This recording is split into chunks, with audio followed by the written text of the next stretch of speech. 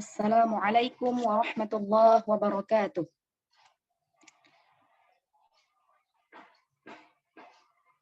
Baik, kita mulai saja ya sambil menunggu yang lainnya masuk. Bismillah, alhamdulillah. Alhamdulillahi rabbil alamin. Lahun ni'matu wa lahul fadlu wa lahus thana'ul hasan. Salawatullahil barrir rahim.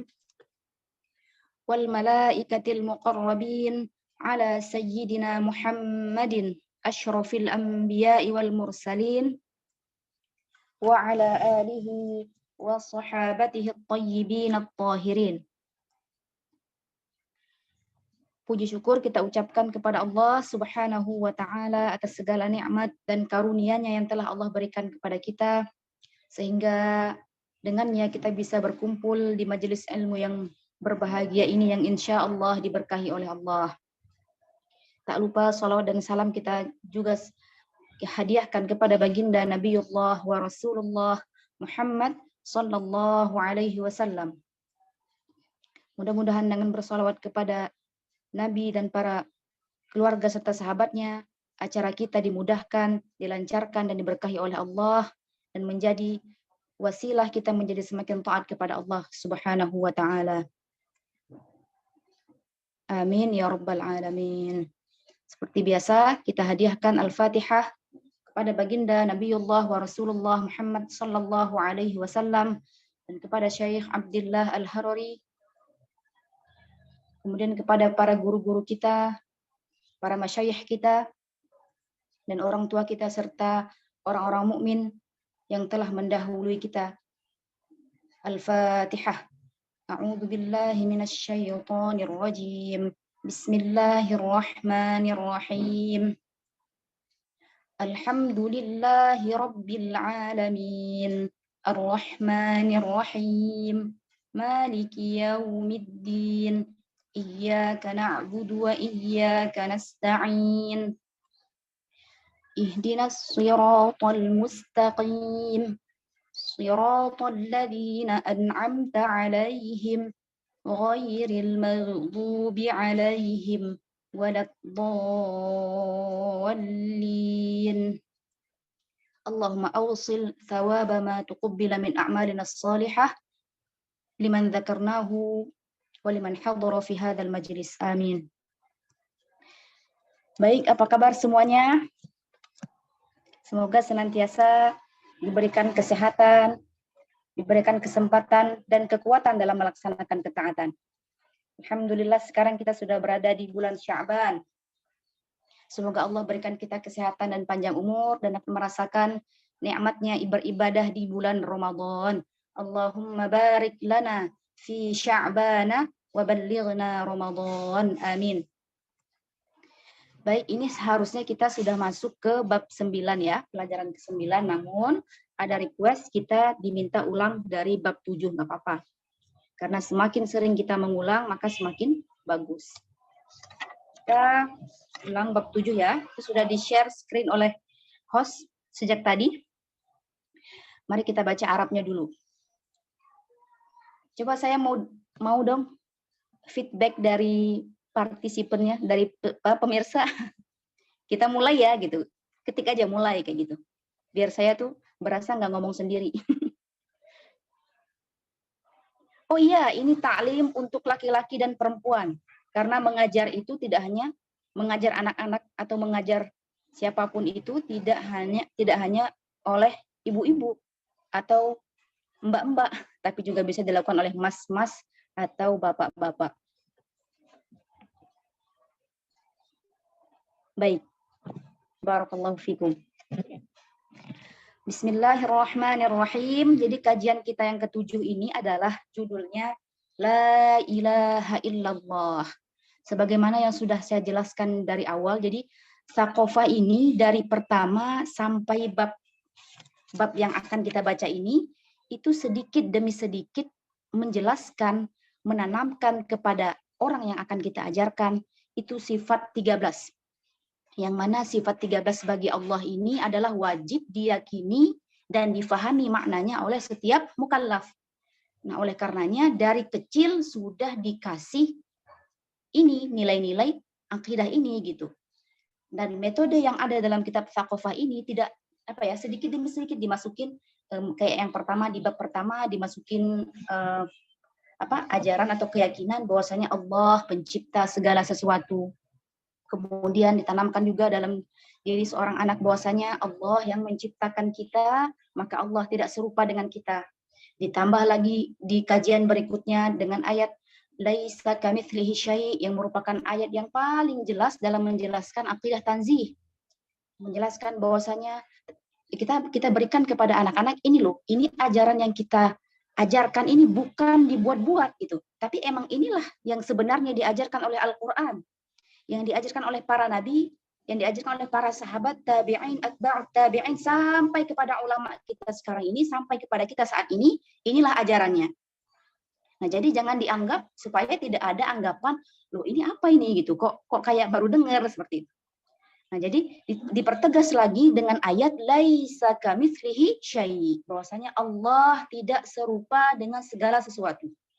Nah, sudah diajarkan kepada anak, berarti kalau kita sifatnya makhluk itu butuh kepada sesuatu, maka Allah tidak butuh kepada sesuatu. Kalau kita makhluk bertempat, maka Allah ada tempat-tempat. Kalau kita hidupnya kita butuh kepada ruh, darah, daging, maka Allah tidaklah demikian. Nah, jadi sudah ada dalam diri anak, berarti sifat-sifat Allah tidaklah sama dengan sifat-sifat makhluk. Nah, di bab 7 ini semakin lagi dijelaskan poin-poinnya terkait tentang sifat 13 yang wajib diyakini oleh setiap muslim. Nah, la ilaha illallah, apa maknanya? Tiada Tuhan yang berhak disembah kecuali Allah. Jangan lupa ditambah, tiada Tuhan yang berhak disembah. Karena tidak benar kalau dimaknai tiada Tuhan selain Allah. Itu keliru maknanya. Kenapa? Karena pada kenyataannya banyak orang-orang non-muslim gitu kan yang menyembah selain Allah. Berarti kalau seandainya dikatakan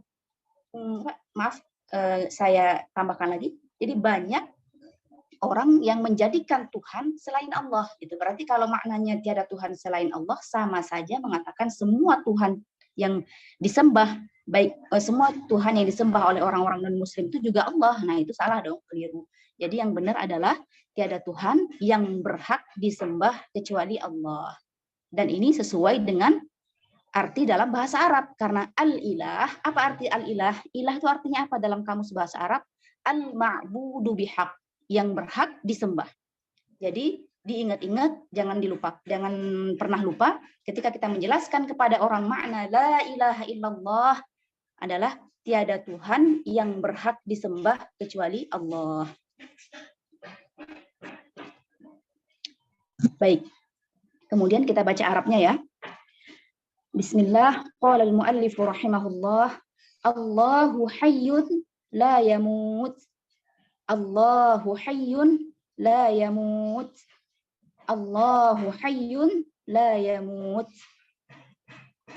Allahu qadirun ala kulli syai'. Allahu qadirun ala kulli syai'. Allahu qadirun ala kulli syai'. Kemudian Allahu maliku kulli syai'. Allahu maliku kulli syai'. Allahu maliku kulli syai'. Lanjut poin berikutnya. Allahu alimun bikulli syai'. Allahu alimun bikulli syai'. Allahu alimun bikulli syai'.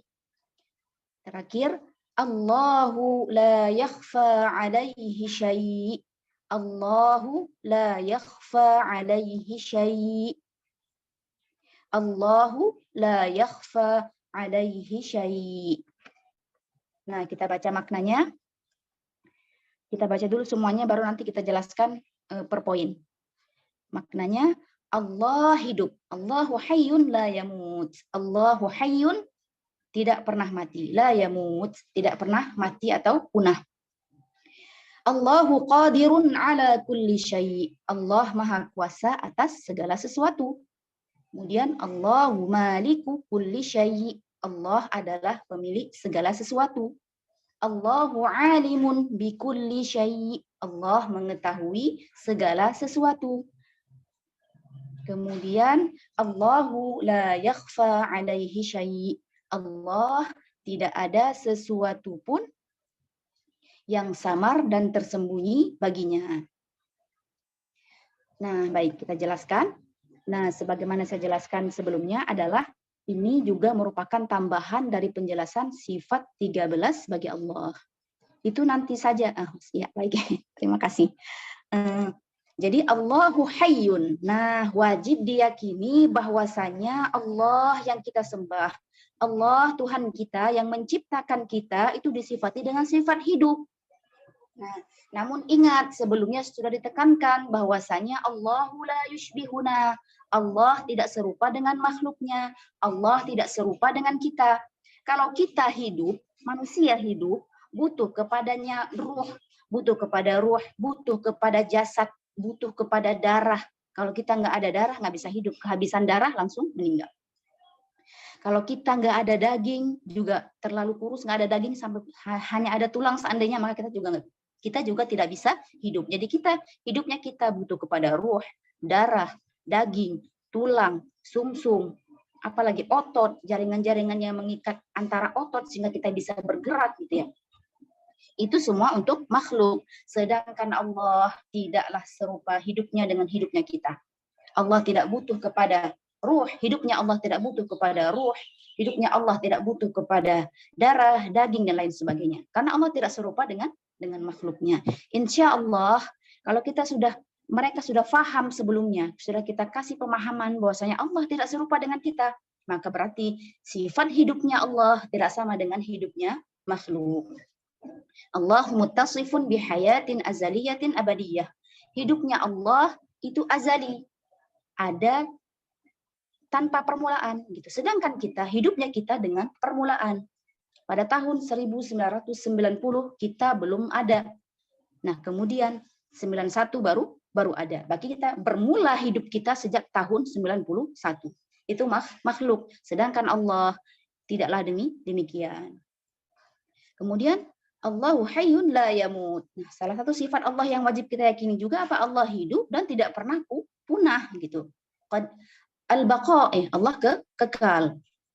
Nah, kenapa? Karena kalau seandainya, secara akal, seandainya mungkin bagi Allah sifat punah, maka mustahil Allah ada tanpa permulaan. Karena kaidahnya kata ulama, bahasa Arabnya gini. Lau jaza alaihi al-adam, lastahala alaihi al-qidam.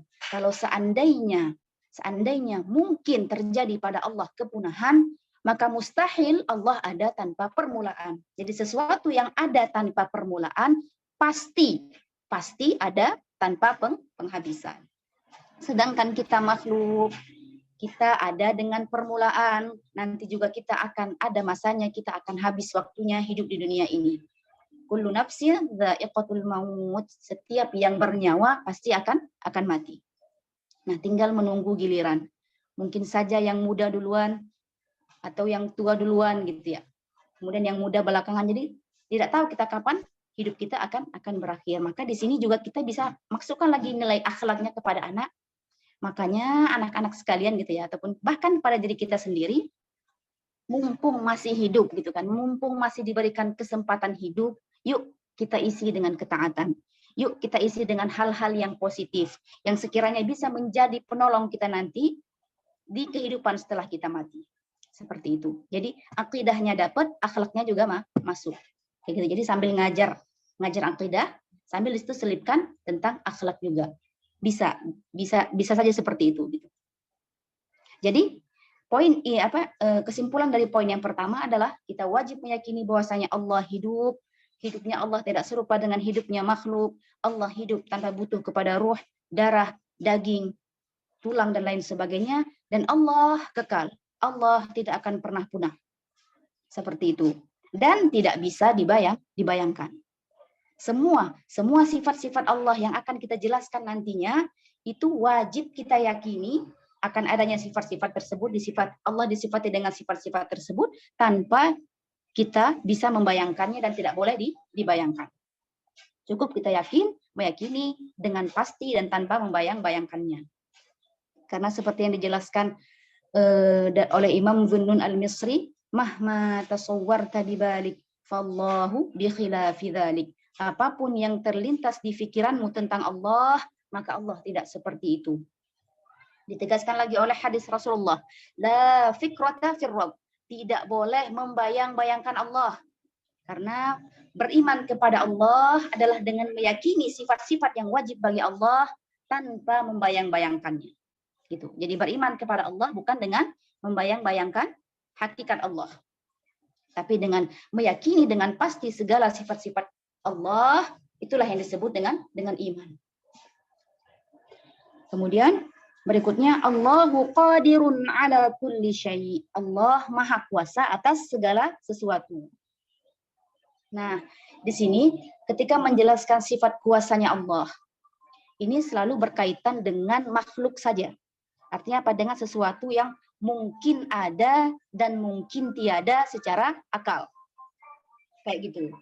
Jadi mungkin sih kalau untuk anak-anak yang masih, ya kita kan mengajar, kita lihat audiensnya, kita lihat siapa yang mendengar. Kalau mungkin yang kita ajarkan anak-anak umur 5 tahun, ya kita jelaskan dengan sederhana. Tapi kalau misalkan dia sudah tingkat SMP misalnya, boleh kita jelaskan lebih luas lagi. Nah, ini saya sedikit lebih luas adalah Allahu qadirun ala kulli syai'. Allah maha kuasa atas segala sesuatu.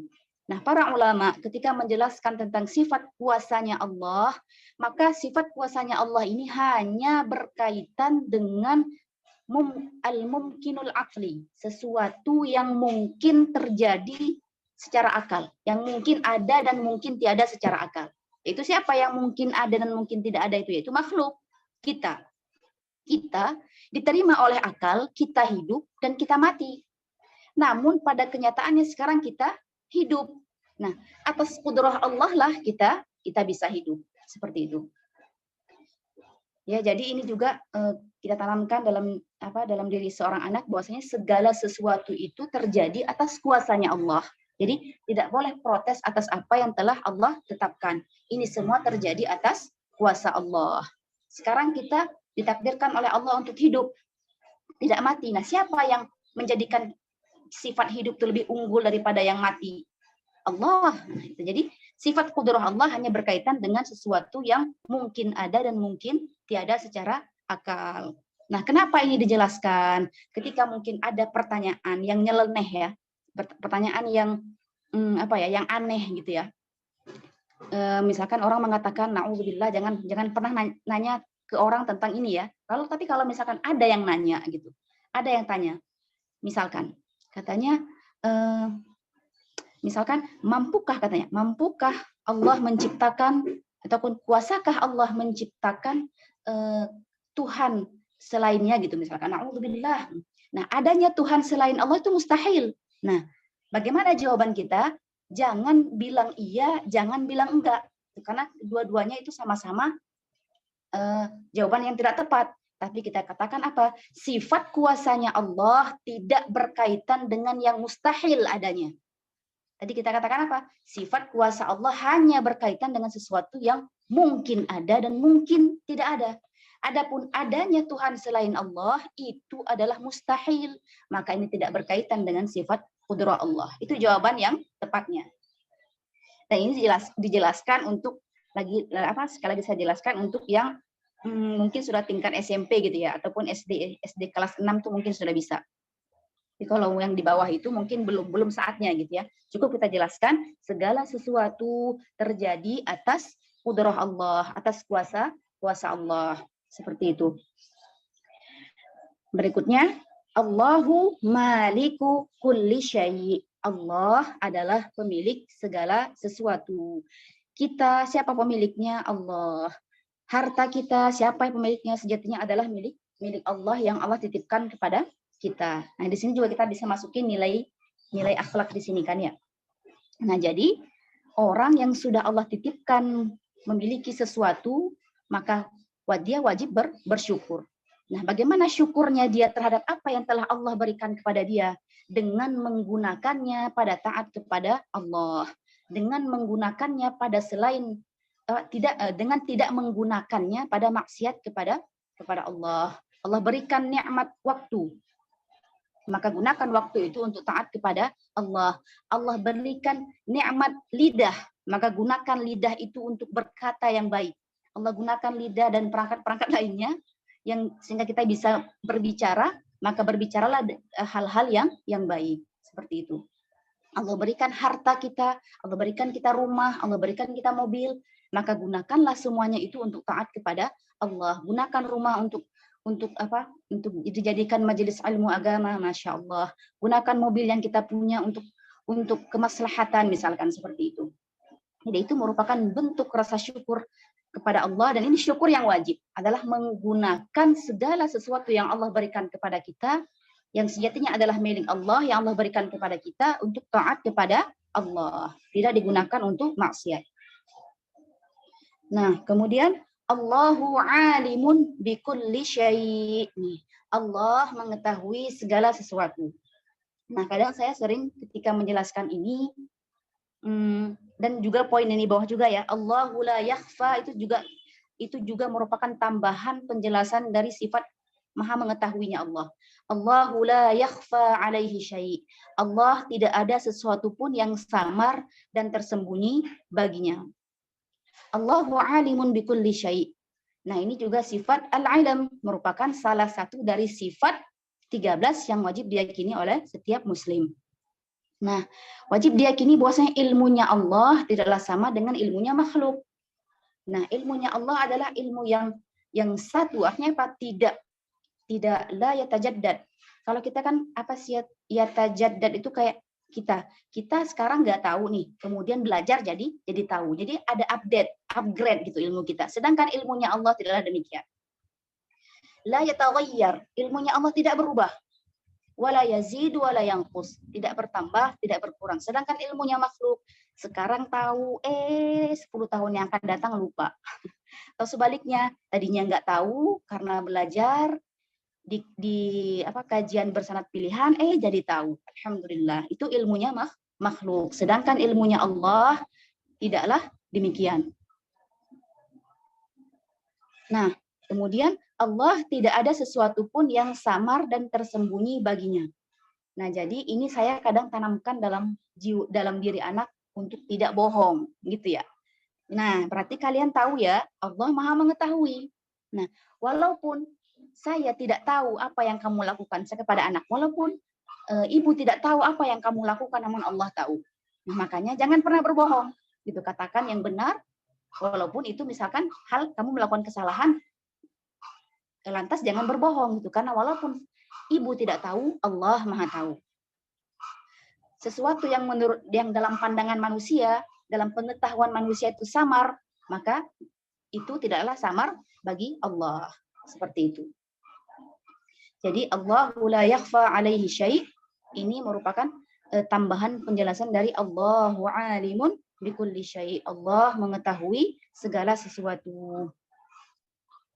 Dengan kita tanamkan juga hal ini dalam jiwa anak, juga dalam kita sendiri ya, dalam diri kita sendiri sebagai pengajar. Jadi kita insya Allah semoga kita senantiasa dengan meyakini Allah Maha mengetahui. Jadi menjadi semacam pengingat kita gitu loh, pengingat kita. Kalau kita misalkan, mohon maaf, misalkan nih seseorang menceritakan keburukan orang lain, misal.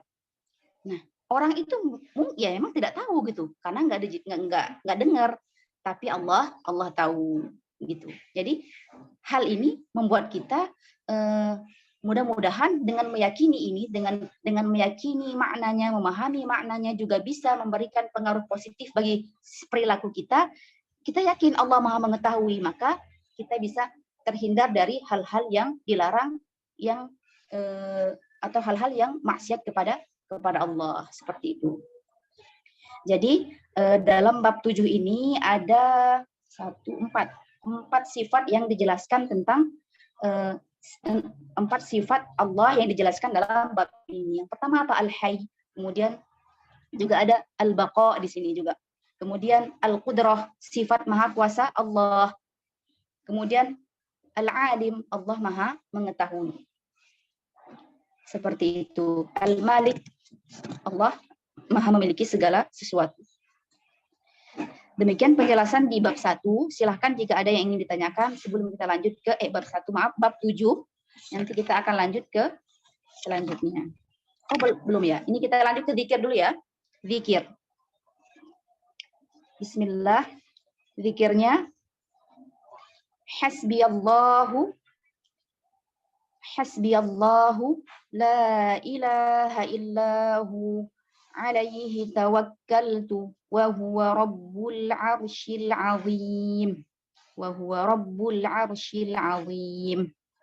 Nah, ini biasa kita baca di habis subuh dan setelah maghrib sebanyak 7 kali. Nah, ini dalam hadis disebutkan yang baca ini, sebutkan dalam hadis, kafahullahu hammahu min amri dunia, kalau nggak salah lafaznya. Jadi Allah cukupkan dia, Allah kabulkan keinginan dia dalam urusan dunia. Nah, apa nih, pengen apa misalkan? Pengen ke Kapadokia misalkan. Masya Allah, it's your dream atau it's my dream. Nah, jadi insya Allah dengan wasilah ini, wasilah zikir yang kita baca ini, mudah-mudahan Allah kabulkan hajat-hajat kita yang baik-baik di dunia ini. Amin, insya Allah. Jadi zikirnya apa? Hasbiyallahu la ilaha illahu alaihi tawakkaltu wa huwa rabbul arsyil azim. Hasbiyallahu la ilaha illahu. Kita baca 7 kali ya. Hasbiyallahu la ilaha illahu alaihi tawakkaltu wa huwa rabbul arsyil azim. Hasbiyallahu la ilaha illahu alaihi tawakkaltu wa huwa rabbul arsyil azim. Hasbiyallahu la ilaha illahu alaihi tawakkaltu wa huwa rabbul arsyil azim. Hasbiyallahu la ilaha illahu alaihi tawakkaltu wa huwa rabbul arsyil azim. Dihafalkan dan diamalkan, dibaca setiap habis subuh 7 kali dan ba'da maghrib 7 kali. Allah adalah zat yang mencukupiku. Masya Allah. Tiada Tuhan yang berhak disembah kecuali Dia. Kepadanya aku bertawakal atau bergantung dalam segala hal. Dan dialah Tuhan pencipta arsy yang agung. Masya Allah. Kita baca dengan penuh penghayatan. Kita yakini maknanya. Kita yakini semoga hajat-hajat kita Allah kabulkan. Amin ya Rabbal Alamin. Baik, silakan jika ada yang ingin ditanyakan. Saya kasih waktu 2 menit. Sebelum kita sambung ke bab selanjutnya.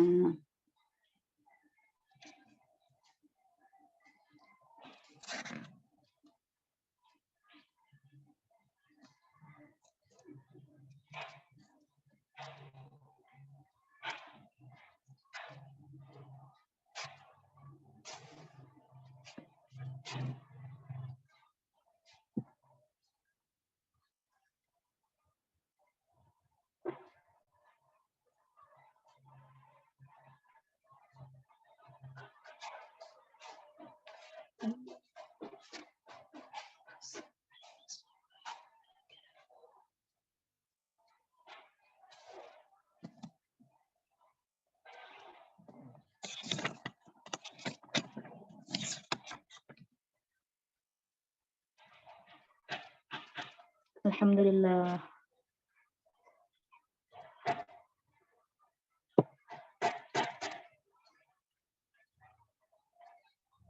Baik, kita lanjut ke bab ke-8. Semoga tadi bab 7 sudah jelas ya. Dan semoga langsung bisa diajarkan, bukan langsung nanti ya, insya Allah bisa diajarkan kepada yang lain. Baik, Allahu laisa jisma. Nah, bagus pertanyaannya ini. Dengan saya manggil Mas atau Bapak Jona ini, pertanyaannya, cuma kalau anak lidahnya belum bisa bahasa Arab, gimana melatihnya? Nah, melatihnya ya pelan-pelan dan konsisten. Sering apapun itu kita latih anak-anak dengan konsisten sedikit demi sedikit. Makanya dalam Sakofa ini selain ada bahasa Indonesia juga ada bahasa Arabnya. Jadi bahasa Arab ini bukan untuk dilihat saja tapi dibaca. Supaya apa? Tujuannya banyak sekali manfaatnya. Jadi melatih anak-anak untuk bisa mengucapkan bahasa Arab. Kalau belum bisa nggak apa-apa. Maksudnya ya insya Allah pelan-pelan. Pelan-pelan saya praktekin ke anak saya. Alhamdulillah dia mendengar dulu. Walaupun mungkin dia belum bisa ngomong ya, belum bisa misalkan. Oh ya.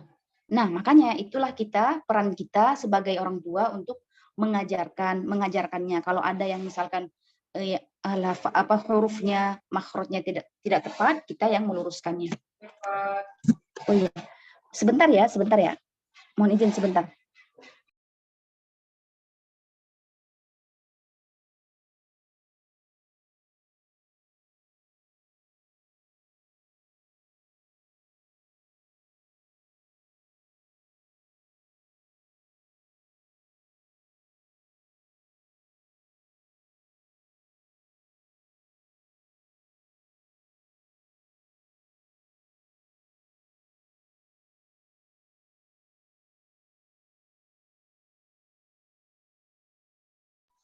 Baik, kita lanjut. Nah, jadi dengan kita sering memperdengarkan kepada anak bahasa Arab, ya insya Allah pelan-pelan dia juga akan mudah gitu dalam mengucapkannya kayak gitu. Saya sudah praktekin ke anak-anak saya maupun anak-anak didik saya, alhamdulillah pelan-pelan mereka bisa gitu. Kita flashback lagi kepada diri kita gitu. Kita kan nggak langsung bisa. Kita juga dulu belajar juga gitu, pelan-pelan terus bisa. Nah, gitu juga kita praktekin ke anak-anak walaupun mereka belum bisa, dengan kita sering membaca bahasa Arab, memperdengarkan kepada mereka, insya Allah mereka bisa. Ada anak umur 4 tahun sudah bisa hafal hadis. Masya Allah, anak sahabat saya itu ibunya luar biasa. Ibunya kalau ada waktu senggang itu memperdengarkan hadis-hadis Nabi kepada anaknya. Jadi enggak tanpa sengaja anaknya mendengar, lama-lama bisa. Al-Quran saja mereka bisa hafal. Kayak gitu. Hadis yang mungkin lafaznya sedikit lebih susah, itu mereka bisa hafal. Karena apa? Karena seringnya. Likathroti, karena banyak diulang kayak gitu. Sering diulang sampai lengket dalam diri anak. Kayak misalkan di rumah kita misalkan, ataupun kita bisa setel Al-Quran, setel misalkan ataupun madih, solawat gitu ya. Mereka sering dengar, mereka ucapkan. Kalau ada yang salah, kita luruskan bacaannya. Ini merupakan juga salah satu bentuk usaha kita membiasakan anak-anak untuk bisa berbicara bahasa Arab, untuk bisa melafalkan bahasa Arab. Kayak gitu. Dan bisa membaca Al-Quran dengan baik dan benar. Seperti itu. Tadi terkait anak sahabat saya tadi itu, mereka ibunya itu dengan telatennya membacakan hadis di samping anaknya lagi tidur, lagi istirahat gitu, sampai dia bisa gitu loh. Bisa hafal satu hadis full. Gitu yang mungkin orang dewasa belum bisa. Tapi kalah sama anak umur 4 tahun. Masya Allah. Semoga kita juga bisa meneladani yang seperti itu, mencontoh yang seperti itu, sering-sering memperdengarkan kepada anak hal-hal yang baik. Nah, juga masalah akidah ini, walaupun jangan kita membatasi pikiran kita gini, masih kecil ini gitu loh, kok udah diajarkan Allah ada tempat-tempat, nggak ngerti ini gitu ya. Meskipun mereka nggak ngerti, dari kecil diperdengarkan, terus-terusan diperdengarkan di telinga mereka. Sampai lama-lama faham, lama-lama menancap dalam jiwa mereka, dengan harapan nanti juga mereka kelak menjadi pejuang agama Islam, yang menjelaskan akidah Ahlussunnah wal Jamaah. Amin ya rabbal alamin. Oke, kita lanjut ke pembahasan yang ke bab ke-8. Allahu laisa jisman. Nah, Allah bukan benda. Nah, ini makna Allah bukan benda ini juga merupakan makna dari sifat Allah Al-Ahad. Sebelumnya saya sudah jelaskan, Al-Ahad adalah apa? Dari kata ulama, alladzi la yaqbalu linqisama wat tajazzu. Jadi makna Al-Ahad itu apa? Tidak sesuatu atau zat yang tidak bisa dibagi-bagi. Artinya apa? Artinya Allah bukan benda gitu. Karena kalau benda pasti bisa dibagi-bagi. Misalkan HP kita tuh bisa dibagi 2, dibagi 4, dibagi 6, dibagi 8 sampai pada bagian terkecil. Nah, itu bisa karena dia benda. Gitu. Sedangkan Allah disebutkan Al-Ahad, la yaqbalul inqisam wat tajazzu. Tidak menerima tidak bisa dibagi-bagi. Artinya apa? Maknanya kemana? Allah bukan benda gitu. Karena Allah lah yang menciptakan benda.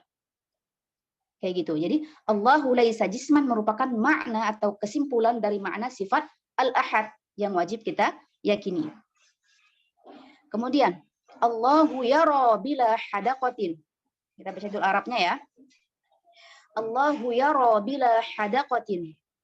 Allahu yara bila hadaqatin. Allahu yasma'u bila udhunin. Allahu yasma'u bila udhunin. Allahu yasma'u bila udhunin. Allahu yatakallamu bila lisanin wala syafatayn. Allahu yatakallamu Allahu yatakallamu bila lisanin wala syafatayn. Allahu yatakallamu bila lisanin wala syafatayn. Allahu laisa lahu a'dha'un wala jawarih. Allahu laisa lahu a'dha'un wala jawarih. Allahu laisa lahu a'dha'un wala jawarih. Allahu alimun bila muallim. Allahu alimun bila muallim. Allahu alimun bila muallim. Allahu la yushbihu syai'an wa la yushbihuhu syai'. Allahu la yushbihu syai'an wa la yushbihuhu syai'. Allahu la yushbihu syai'an wa la yushbihuhu syai'. Maknanya Allah bukan benda. Allahu yara bila hadaqah. Allah melihat tidak dengan bagian hitam biji mata. Jadi hadaqah itu apa? Bola mata. Allah melihat tanpa bola mata. Mata yang bagian mata yang hitam itu disebut hadaqah. Allahu yasma'u bila udhun. Allah mendengar tidak dengan telinga. Allahu yatakallamu bila lisanin wala syafatayn. Allah berkalam tidak dengan lidah dan 2 bibir. Allahu laisa lahu a'dha'un wala jawarih. Allah tidak memiliki bagian-bagian tubuh dan anggota badan. Allahu alimun bila muallim. Allah Maha mengetahui tanpa ada yang mengajarinya. Allahu la yushbihu syai'an wa la yushbihuhu syai'. Allah tidak menyerupai sesuatu pun dan tiada sesuatu pun yang menyerupainya. Masya Allah, inilah akidah yang benar. Inilah akidah ahli sunnah wal jamaah yang wajib kita yakini, wajib kita ajarkan. Nah, tadi Allahu laisa jisman. Judulnya pertama Allahu laisa jisman. Allah bukan benda. Sudah kita jelaskan bahwasanya Allah bukan benda. Kenapa? Karena kalau seandainya Allah benda berarti apa? Bertentangan dengan salah satu sifat Allah apa? Al-Ahad. Karena makna Al-Ahad adalah Allah laisa jisman. Allah bukan benda. Karena kalau seandainya dikatakan benda berarti bentuk kan benda itu pasti punya bentuk. Secara akal sesuatu yang punya bentuk, sesuatu yang punya ukuran pasti butuh kepada yang menjadikannya dalam bentuk tersebut. Nah, kalau butuh berarti lemah. Kalau lemah bukanlah Tuhan. Nah, itu yang harus sering diulang-ulang. Ini merupakan dalil akal. Dalilul aqli bahwasanya ketika kita menjelaskan kenapa Allahu laisa jisman. Allah bukanlah benda karena kalau sesuatu benda pasti punya ukuran, punya bentuk gitu. Nah, sesuatu yang punya bentuk pasti butuh kepada yang menjadikannya dalam bentuk tersebut. Seperti itu. Dan yang butuh adalah lemah. Yang lemah tidaklah layak menjadi Tuhan. Jadi Allah bukanlah benda. Allah lah yang menciptakan benda. Allah bukan benda dan tidak disifati dengan sifat-sifat benda. Nah, kemudian Allahu yara bila hadaqah. Nah, ini juga penanaman sifat Allah al-basar, ya kan? Di antara sifat Allah yang wajib diyakini oleh setiap muslim adalah Allah Maha melihat. Melihatnya Allah tidaklah sama dengan melihatnya makhluk. Kalau kita tidak bisa melihat kalau nggak ada cahaya, gitu ya. Kita kalau melihat pasti butuh kepada alat untuk melihat, yaitu bola mata dan lain sebagainya. Kita butuh semua itu. Sedangkan Allah yara bila hadaqatin wala alatin ukhra. Allah melihat tanpa mata dan alat lainnya. Dan tidak bisa dibayangkan. Tidak bisa. Sering-sering ucapkan, sering-sering jelaskan. Di setiap menjelaskan sifat Allah, jangan lupa, dan tidak bisa dibayangkan. Karena beriman kepada Allah bukan dengan membayangkannya. Cukup kita yakin Allah melihat. Dan melihatnya Allah tidak serupa dengan melihatnya makhluk. Kalau makhluk melihat dengan mata, Allah tidaklah demikian. Berikutnya, Allahu yasma'u bila uzunin. Nah, ini penanaman sifat as-sama'. Allah Maha mendengar. Nah, kalau makhluk mendengar dengan telinga, Allah la yushbihuna. Allah tidak menyerupai kita. Allah mendengar tanpa telinga dan tanpa alat lainnya. Kenapa? Kalau seandainya Allah mendengar dengan butuh kepada alat, berarti apa? Yang butuh berarti lemah. Yang lemah tidaklah layak menjadi Tuhan. Nah, kemudian Allahu yatakallamu bila lisanin wala syafatain. Kira-kira kalau lidah kita dipegang, kita bisa bicara? Tidak bisa. Kalau bibir kita tidak punya bibir, kita juga tidak bisa berbicara. Sedangkan kalamnya Allah disifati dengan sifat kalam. Nah, Allah yatakallam, Allah berkalam bila lisanin wala syafatain, tanpa lisan dan tanpa dua bibir. Kalau lagi lebih lengkapnya lagi, Allahu yatakallamu bila lisanin wala syafatain wala lughatin, gitu, tanpa bahasa dan alat lainnya. Jadi bahasa adalah makhluk. Lidah adalah makhluk. Asyafatan adalah makhluk. Allah ghaniyun 'anil 'alamin. Allah tidak butuh kepada makhluknya. Berarti sifat kalam Allah tidaklah Allah berkalam tidaklah butuh kepada lisan, tidaklah butuh kepada dua bibir, tidak berupa bahasa, suara dan alat lainnya, dan tidak menggunakan alat seperti itu. Karena kalamnya Allah berkalam tidak serupa dengan berkalamnya dengan bicaranya makhluk. Seperti itu. Jadi kalau menjelaskan sifat kalam tuh berkalam gitu kan ya. Jangan saya kurang tahu ya. Saya nanti murojaah lagi apakah bisa dikatakan berbicara ya. Yang jelas amannya gitu ya. Kita menjelaskan Allah memiliki sifat kalam. Kalamnya Allah bukan berupa huruf, suara dan bahasa. Allah berkalam tanpa lisan dan tanpa dua bibir serta tanpa alat lainnya. Seperti itu. Kita kalau mulutnya ditutup juga nggak bisa bicara kan. Jadi adanya masuknya udara, kemudian ada lidah, dibantu juga dengan gigi gitu kan, sehingga bisa mengeluarkan suara yang jelas. Itu makhluk. Sedangkan Allah la yushbihuna, laisa kamitslihi syai'. Seperti itu. Ini penjelasan yang sederhananya gitu ya.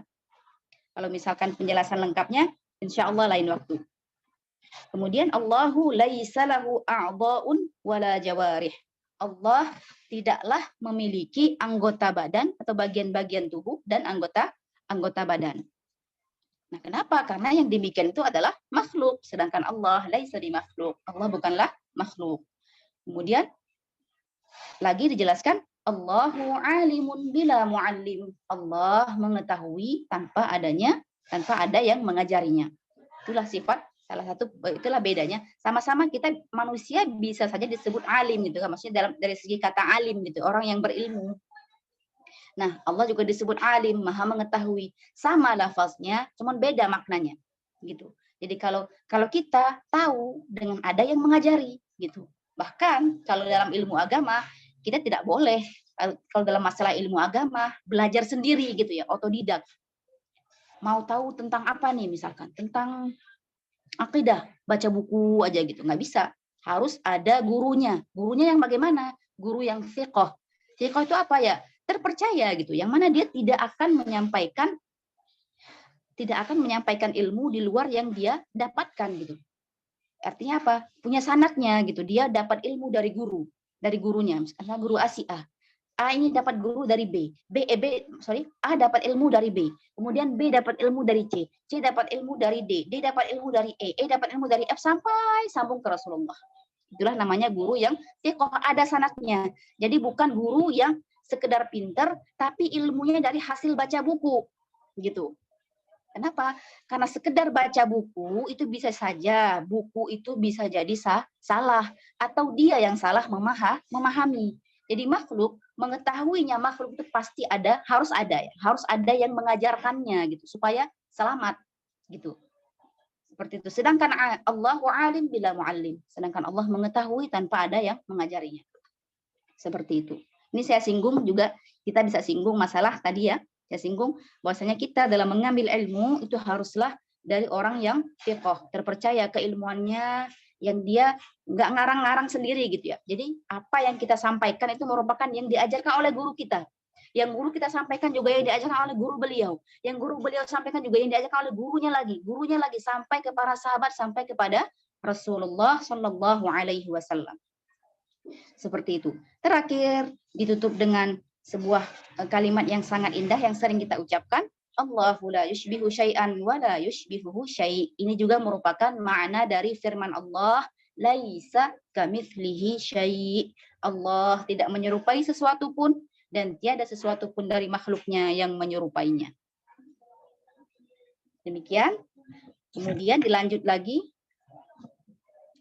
Oke, demikian ya tentang penjelasan pelajaran yang ke-8. Lanjut, lil hifdzi ghaiban.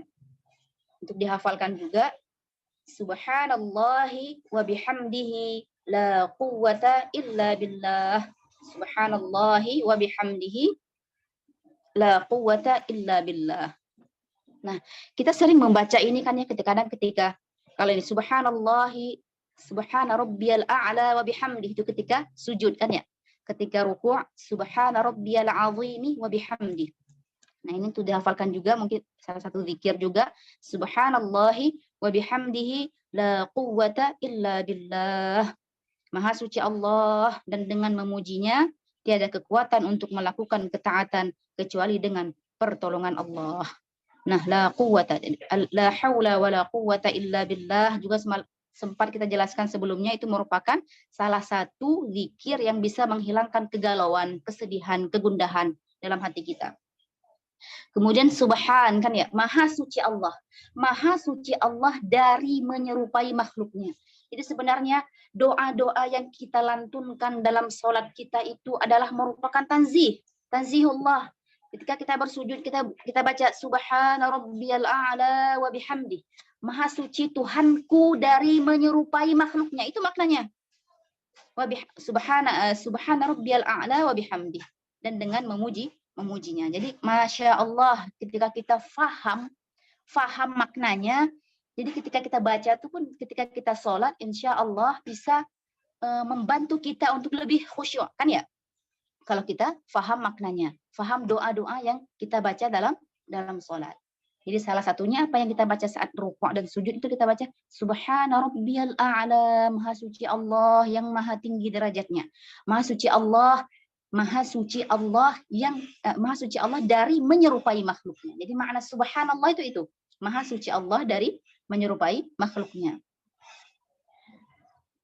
Nah, demikian pelajaran hari ini. Semoga apa yang kita sampaikan, apa yang kita jelaskan menambah pemahaman dan sekaligus juga bisa menjadi menjadi ajang ya murojaah bersama gitu, yang sudah kita pelajari sebelumnya. Dengan kajian ini kita bisa saling sharing, saling murojaah bersama. Sekian dari saya, silahkan jika ada yang ingin ditanyakan.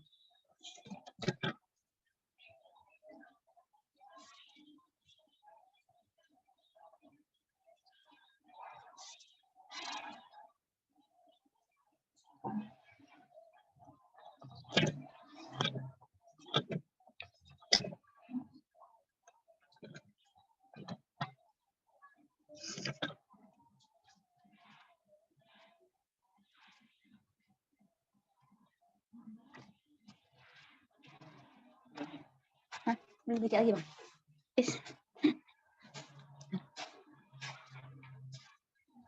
Kalau ajarin zikir dulu, nanti Al-Fatihah kalau belum bagus bagaimana ya? Belajar Al-Fatihah dulu. Diajarkan, jadi bisa sambil berbarengan. Ajarkan Al-Fatihah, nanti pertemuan berikutnya ajarkan zikir, seperti itu. Biar ada variasi, biar ada ya selang-seling seperti itu. Al-Fatihah dan zikir. Jadi sambil kita ajarkan ini, kemudian nanti pertemuan berikutnya mungkin belajar tentang sholat. Nah, salah satunya yang perlu diajarkan adalah tentang bacaan Al-Fatihah. Seperti itu.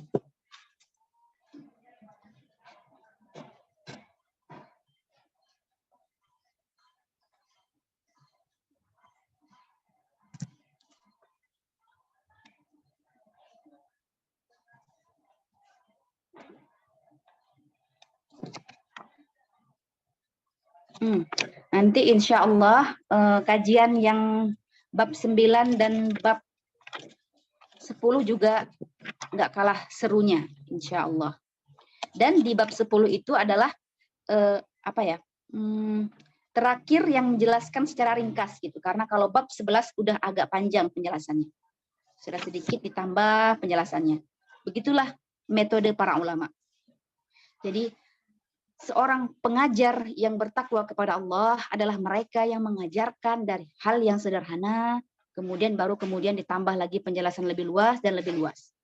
Jadi nggak langsung diajarkan yang tinggi gitu. Diajarkan sedikit-sedikit, tadi disinggung masalah akidah, nanti kemudian baru ditambah lagi yang lebih banyak lagi.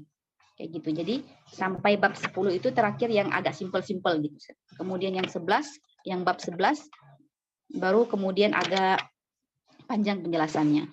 Jadi semoga para hadirin sekalian tetap istiqomah mengikuti kajian ini sampai tamat. Sampai kita pindah ke jilid-jilid berikutnya. Ini baru jilid 1. Tsaqafah al-Islamiyah ini ada 5 jilid. Jadi perjuangan kita masih panjang. Perjalanan kita masih panjang. Insya Allah. Oke, baik. Jika tidak ada yang ditanyakan, langsung kita tutup. Kita akhiri dengan membaca tahlil 3 kali dan sholawat. Oh, baik. Ada pertanyaan?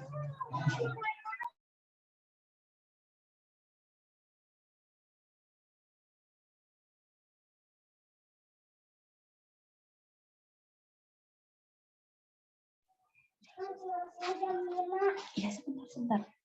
Ada pertanyaan di YouTube, banyak yang ajarin bacaan Quran untuk anak. Apa itu boleh juga diperdengarkan ke anak-anak, Ustazah? Nggak apa-apa. Bacaan Quran saja kan? Iya, nggak masalah.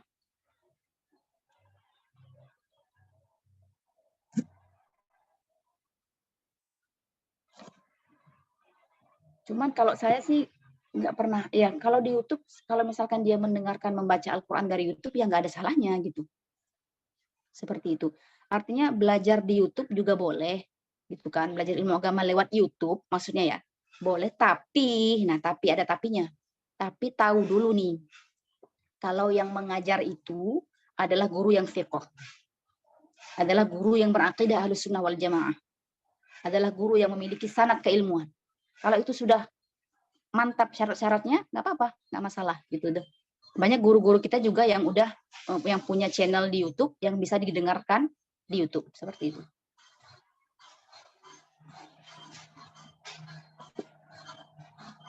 Itu ada yang belum dijawab, yang mana ya? Oh kayak gini. Kalau ngajarin anak pakai murattal bagus nggak usah? Bagus. Murattal ya? Maksudnya bacaan murattal. Iya bagus. Jadi sebagian akhwat kita tuh ada yang menjual speaker Al-Quran kan ya? Speaker Al-Quran. Nah itu bagus, ada Al-Qurannya. Ada Al-Qurannya, ada madihnya gitu. Diputar setiap hari di rumah, bagus gitu. Supaya anak-anak terbiasa mendengarkan hal-hal baik. Kayak gitu.